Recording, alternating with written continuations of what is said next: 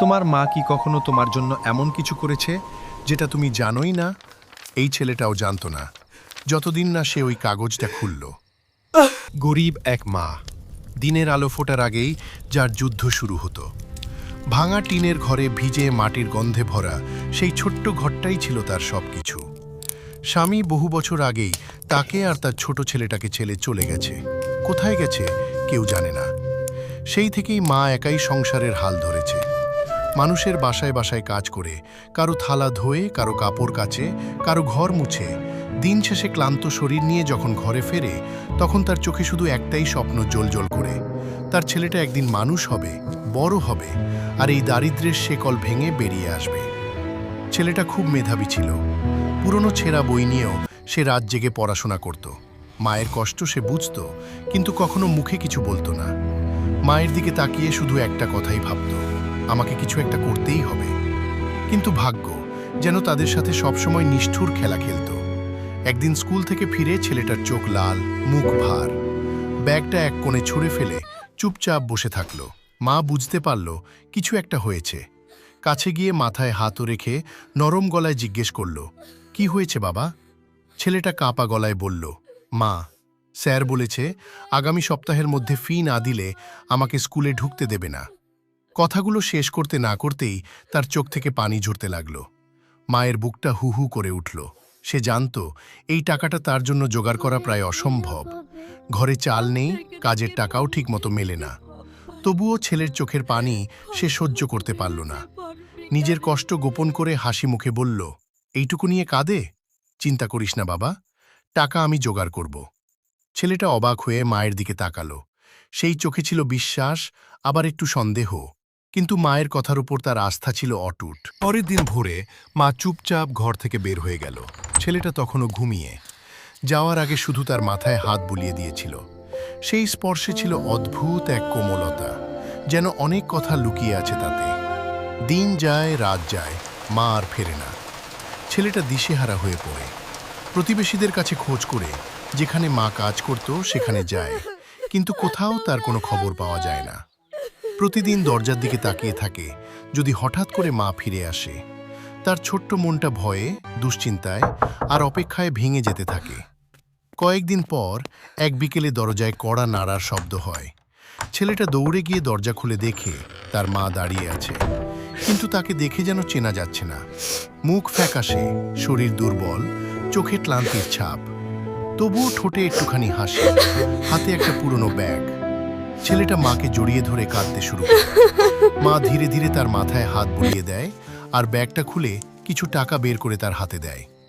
নে বাবা, তোর স্কুলের সব টাকা হয়ে গেছে, এখন মন দিয়ে পড়াশোনা কর। ছেলেটা কিছুই বুঝতে পারে না, শুধু খুশিতে আর আবেগে মায়ের দিকে তাকিয়ে থাকে। সেই টাকায় ছেলেটা আবার স্কুলে যাওয়া শুরু করে।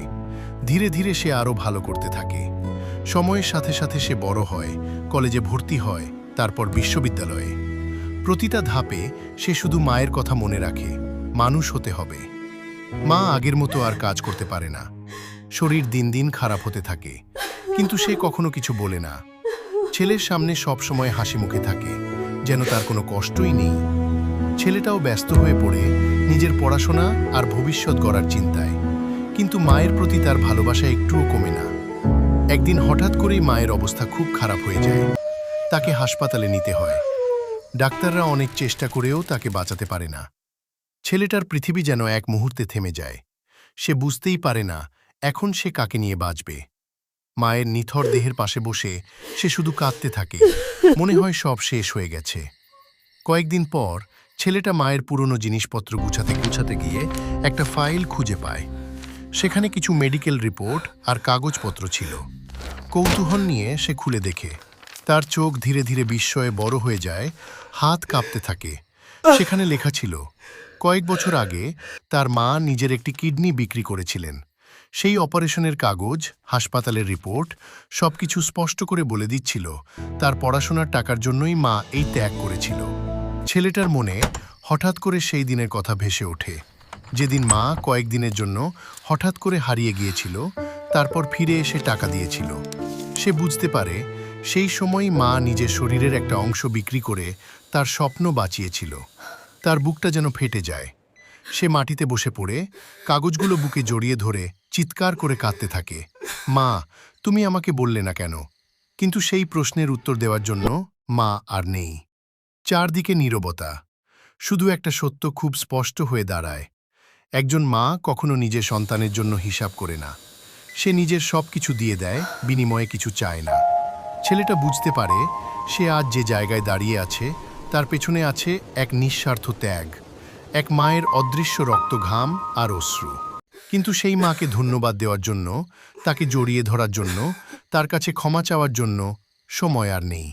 মায়ের পুরনো ছবিটা বুকে চেপে ধরে সে চুপচাপ বসে থাকে। চোখ থেকে ঝরে পড়া প্রতিটা অশ্রু যেন একটাই কথা বলে, মা। মা কখনো শুধু ভালোবাসে না, সে নিজের অস্তিত্ব দিয়েও সন্তানের স্বপ্ন গড়ে তোলে। আর আমরা অনেক সময় সেটা বুঝতে বুঝতেই দেরি করে ফেলি। একজন মা কখনো হিসাব করেন না, তিনি শুধু দেন, নিজের রক্ত দিয়ে, নিজের শরীর দিয়ে, নিজের নীরব ত্যাগ দিয়ে। আমরা অনেক সময় বুঝতে বুঝতেই দেরি করে ফেলি। যদি তোমার মা এখনো আছেন, আজকেই একবার তাকে জড়িয়ে ধরো। শুধু একবার বলো, মা, তোমাকে ভালোবাসি। এই গল্পটা যদি তোমার বুকে লেগে থাকে, তাহলে শ্যাডো স্ক্রিপ্টের সাথেই থাকো। এখানে শুধু এমন গল্পই আসে যেগুলো মনে দাগ রেখে যায়। সাবস্ক্রাইব করো শ্যাডো স্ক্রিপ্ট আর বেল আইকনটা চেপে দাও, যাতে পরের গল্পটা মিস না হয়।